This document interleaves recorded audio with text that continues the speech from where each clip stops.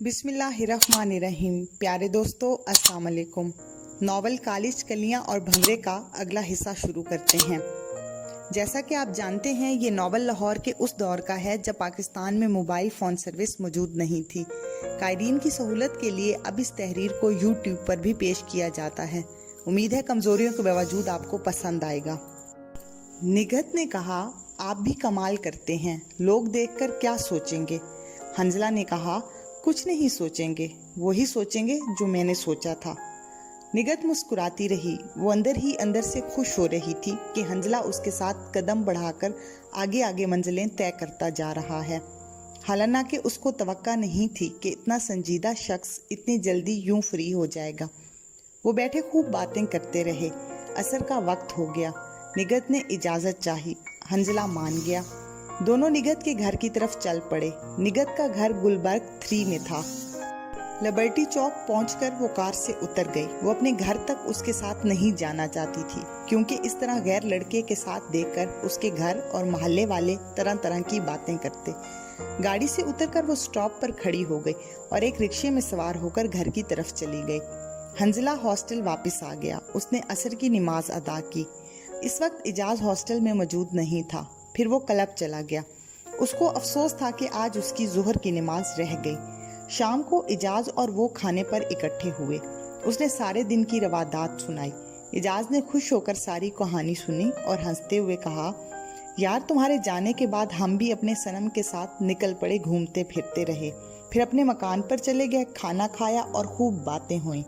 हंजला ने पूछा, क्या तुम कोमल को मेरे मोटरसाइकिल पर ले गए थे? इजाज ने जवाब दिया, तुमने देखा नहीं कि कोमल की अपनी गाड़ी है? रेस कोर्स में वो निगहत को अपनी गाड़ी में लेकर आई थी। तुमने कोमल को बताया तो नहीं कि हम लोग तुम्हारी गाड़ी पर सैर को गए थे? इजाज ने कहा, आज तो नहीं बताया, मगर जब मेरे जहन में ये प्रोग्राम आया तो मैं उस वक्त ही उसको बता दिया था। इसकी बात पर दोनों जोर जोर से हंसने लगे। इलेक्शन में सिर्फ 2 दिन बाकी रह गए थे। इजाज की पार्टी काफ़ी मजबूत थी। बैनर्स भी दूसरी पार्टी से काफ़ी ज़्यादा तादाद में लगवाए थे। वैसे भी साबका इलेक्शन इस पार्टी ने जीता था। इजाज के गांव से 10 आदमी उसकी मदद के लिए आए हुए थे। वो असलहा की नुमाइश करते हुए कॉलेज और हॉस्टल भी आए। इस तरह से लड़के इजाज से मारूफ नजर आने लगे। आखिरकार इलेक्शन का दिन आ गया। खूब हंगामे हुए। इलेक्शन हुआ। इजाज ने खूब चालाकी से काम लिया। अपनी क्लास के तमाम लड़के और लड़कियों को कायल कर लिया कि अगर वो सदर बन गया तो उनकी क्लास को खासी अहमियत मिल जाएगी और वो तमाम क्लास के काम फौरन करवाएगा। कोमल, निगहत और दूसरी लड़कियां खूब भागदौड़ करती रहीं। उन्होंने इलेक्शन मुहिम में इजाज का खूब साथ दिया। खास तौर पर छोटी क्लासों के तालिब इल्म लड़कियों की मौजूदगी की वजह से उनके जलसों में बढ़ चढ़कर हाजिरी देते। इलेक्शन के दिन भी उनके इलेक्शन ऑफिस पर काफी लड़कों का हजूम रहा। जब रिजल्ट तैयार होने लगा तो इजाज की पार्टी को अपनी फतह की कवी उम्मीद थी। रिजल्ट आउट हुआ तो वो तवक्का के मुताबिक निकला। इजाज की पार्टी के तमाम उम्मीदवार जीत गए और दूसरी पार्टी से तकरीबन 2 गुना वोट हासिल किए। ढोल मंगवाए गए। लड़कों ने खूब धमाल डाली। जीतने वाले पैनल को कंधों पर उठा लिया गया। इजाज के साथ हंजला भी खुश था। उसके करीबी दोस्त कॉलेज का सदर मुंतखब हो गया था। वो तमाम दिन गहमा गहमी में गुजर गया। इजाज के हॉस्टल के बाहर रात गया तक ढोल बजते रहे। वो तमाम दिन गहमा गहमी खुशी में ढोल बजाते बजाते ही गुजरा। दूसरे कॉलेजों से उनकी पार्टी से मुंसलिक लड़के रात देर तक मुबारकबाद देने आते रहे। अगले 2 दिन भी इसी तरह गुजर गया। तीसरे दिन फिर मसरूफियात पुरानी तर्ज पर आना शुरू हो गई। अलबत्ता इजाज को सदर बनने के बाद कॉलेज के यूनियन ऑफिस में वक्त देना पड़ता। हॉस्टल में भी हर वक्त कोई ना कोई आया रहता। इजाज ने अपने कमरे के नज़दीक 2 कमरे, एक मेहमान खाना और दूसरा ऑफिस के तौर पर ले लिया। इसी मसरूफियत की वजह से इजाज को कोमल को ज़्यादा वक्त नहीं दे सकता था। हंजला ने अंदाज़ा लगाया कि कोमल उदास रहने लगी है। इजाज की कॉलेज में बहुत ज़्यादा इज्जत की जाने लगी। हमाद और असद इसके साथ रहते। हमाद और असद का ताल्लुक इतने अमीर घरानों से नहीं था, लेकिन फिर भी उनकी तर्ज अमीराना थी। चंद दिन बाद इजाज को पता चल गया कि असद और हमाद, उसकी पार्टी के कई कारकुन, यूनियन के जोर पर बदमाशी करते हैं और मुख्तलिफ माली फ़ायदे लेते हैं और इर्द गिर्द वैगनों के जो अड्डे के करीब पड़ते हैं उनसे माहाना जगह टैक्स लेते हैं। कॉलेज के सालाना दाखिलों में लड़कों से पैसे लेकर उनका दाखिला कराते। इम्तिहान में वो अपने कॉलेज और इर्द गिर्द के स्कूलों में बनने वाले सेंटर्स पर इम्तिहानी अमला को डरा धमकाकर लड़कों को नकल कराते और उन लड़कों से पैसे बटोरते हैं। उनकी यूनियन बहुत बदनाम थी। इजाज को सब कुछ पता चला मगर वो चुप रहा। हंजला ने इजाज को कोमल की मायूसी के बारे में बताया तो वो दोबारा कोमल को वक्त देने लगा।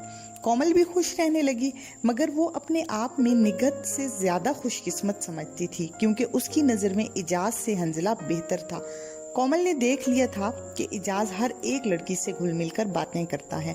उसको ये बात नागवार गुजरती थी। उधर निगत हंजला को पाकर बहुत खुश थी। उसने हंजला को खाने की दावत दी जो उसने बाखुशी कबूल कर ली।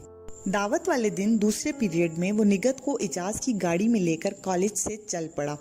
थोड़ा घूमने के बाद निगत ने हंजला से कहा, अब हम किसी बड़े होटल या ओपन जगह पर खाना नहीं खाएंगे क्योंकि मुझे किसी रिश्तेदार ने या जानने वाले ने देख लिया तो बहुत मुश्किल का सामना करना पड़ेगा।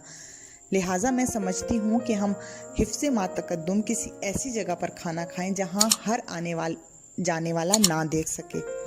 हंजला ने कहा, तो इसका मतलब है हम घूम फिर भी नहीं सकते? ऐसा कौन सा होटल है जहाँ लोग हमें नहीं देख सकते? निगत ने कहा, जी हाँ, हम सिर्फ लाइब्रेरी में गपशप करेंगे या किसी ऐसे होटल में बैठेंगे जहाँ पर आम लोगों का गुजर ना हो। और ऐसा होटल मुझे पता चला है कि माल रोड पर है और उसका नाम मर्जीना है। वो एक बेसमेंट में वाक़या है। उसमें अलग-अलग कैबिन बने हुए हैं और वहाँ हर आने जाने वाला नहीं देख सकता कि अंदर कौन बैठा है। हंजला ने पूछा, तुम्हें उस होटल का कैसे पता चला? क्या वहाँ वाकई ऐसा इंतजाम है? निगत ने जवाब दिया, मुझे मेरी एक करीबी दोस्त ने बातों बातों में बताया। मैं आज आपको वहीं खाना खिलाऊंगी। तुम माल रोड पर असेंबली हॉल की तरफ चलो। वो माल रोड पर असेंबली हॉल की तरफ चले तो कुछ पहले एक तरफ निगत ने गाड़ी रोकने को कहा। हंजला ने गाड़ी सेनमा पार्किंग एरिया में पार्क की और वो दोनों होटल में दाखिल हो गया। होटल की सीढ़ी नीचे उतर गई। अंदर हल्की हल्की सी रोशनी थी। निगत और वो एक तरफ बैठ गया। होटल में लोग ना होने के बराबर थे, इस वजह से कि अभी सुबह के सिर्फ 10:30 बजे थे। वो बैठे ही थे कि एक वेटर ने आकर पूछा, सर आप खाना यहीं खाएंगे या केबिन में? हंजला सोच में पड़ गया मगर निगत ने कहा, केबिन खाली है तो वहीं बैठ जाएंगे। वेटर ने निहायत अदब से चलने को कहा और वो दोनों उसके पीछे पीछे चलने लगे।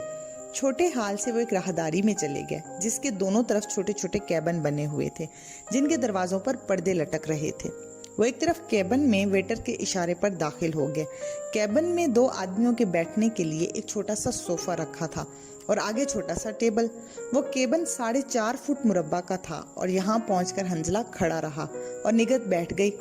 हंजला ने तख्ते को खटखटाया तो वेटर वापस आ गया। हंजला ने उससे पूछा, ऐसा केबिन नहीं जहाँ आमने सामने कुर्सियों पर बैठा जा सके? वेटर ने जवाब दिया, सर अगर आमने सामने बैठना है तो बाहर बैठ जाएं। यहाँ तो तमाम कैबिनों में इसी तरह की जगह है। हंजला को इस बात का अंदाजा तो था ही मगर उसने तकल्लुफन ऐसा कहा। निगत नीचे पर्स पर उंगलियां फेरती और शर्माती रही और वो उसके करीब बैठ गया। सोफा इतना छोटा था कि वहां बैठने वालों को बहुत करीब होकर बैठना पड़ता। ये हंजला की जिंदगी का पहला वाकया था कि वो किसी लड़की के इतने करीब था और उसके जिस्म में एक झरझरी सी महसूस हुई। कैबिन निगत के कीमती परफ्यूम लगाने की वजह से मुअत्तर था। वो बेइंतहा खुश था। उसने जिंदगी के कई बार सिर्फ तस्वुर ही में लड़कियों के इतने करीब गुजारे थे। लड़कियों से मुतल्लिका बातें सुनना तो इसके दिल की शदीद ख्वाहिश होती थी कि कोई उसके लिए भी वक्त निकाले, उसकी मोहब्बत में पागल हो, उसे मिलने के लिए बेताब हो। आज उसका ख्वाब पूरा होने लगा था और वो भी निगत की तरह शर्मा रहा था। खुशी से दोनों के दिल में लड्डू फूटने लगे।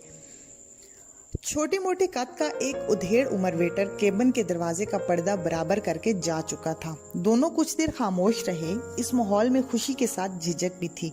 हंजला ने सकूत तोड़ते हुए कहा, निगत तुम कुछ बोलो ना, खामोश क्यों हो गई? निगत ने कहा, क्या बोलूं? हंजला ने उसकी तरफ प्यार से देखते हुए कहा, तुम अपनी जुबान से मीठी मीठी बातें करना शुरू कर दो। मेरे कान में रस खोलो, ये तुम्हारी बातें सुनने के लिए बेताब हैं। प्यारे यूट्यूबर्स, प्लीज़ आप हमारे चैनल को सब्सक्राइब करें, लाइक करें और शेयर करें और घंटी के निशान को दबा दें ताकि हमारी हर आने वाली वीडियो आप तक पहुंच सके और हमारी हौसला अफजाई हो सके। जी तो दोस्तों, आज की किस्त यहीं पर ख़त्म करते हैं। बकिया नावल आप अगली किस्त में पढ़ और सुन सकते हैं जो कि बेहद थ्रिलिंग मोड की तरफ जाने लगा है।